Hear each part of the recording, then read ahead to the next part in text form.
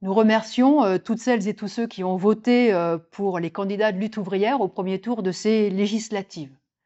Au deuxième tour, ils n'auront plus le choix qu'entre des politiciens qui sont les adversaires ouverts ou hypocrites des travailleurs, à part des exceptions individuelles. Il n'est pas question pour les électeurs de lutte ouvrière de voter pour le camp macroniste qui a piétiné le monde ouvrier. Et il n'est évidemment pas question qu'ils votent pour des candidats du Rassemblement national, parce que le RN est un parti anti-ouvrier, et parce qu'au pouvoir, il attaquera nos frères de classe, les travailleurs immigrés, faisant ainsi reculer l'ensemble du monde du travail.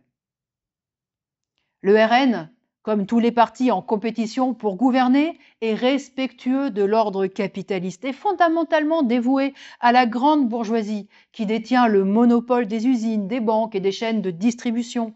Il véhicule les idées les plus réactionnaires, le racisme, la xénophobie, l'oppression des femmes. Le plus grave est que ces nouveaux postulants au rôle de sauveurs suprêmes divisent les travailleurs, les dressent les uns contre les autres en fonction de leurs origines et les affaiblissent, à un moment où le monde du travail a encore plus besoin de son unité dans les combats à mener contre le grand patronat. En l'absence de candidats se revendiquant des intérêts matériels et politiques de la classe ouvrière, Lutte ouvrière ne donne pas de consigne de vote. Et ces électeurs sont donc libres de voter pour des candidats de la gauche ou de s'abstenir. Si certains considèrent utile de voter pour un candidat du nouveau Front populaire, qu'ils le fassent sans être gênés, d'autant qu'ils ont exprimé au premier tour leur rejet de politiciens qui, en décevant les espoirs et en trahissant leurs propres promesses, n'ont fait que renforcer le RN. Et ceux qui n'ont pas envie de donner un quitus aux candidats de la gauche, y compris à des ex-ministres et à des ex-présidents de la République,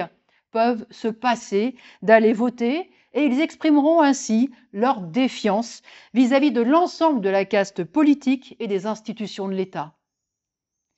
Pour les travailleurs, ce qui comptera pour l'avenir, au-delà de la composition du Parlement et du gouvernement, et au-delà de ce qu'auront voté les uns et les autres, c'est la capacité de la classe ouvrière à reprendre son combat et à s'unir, non seulement contre les marionnettes politiques, mais aussi contre la grande bourgeoisie qui tire les ficelles.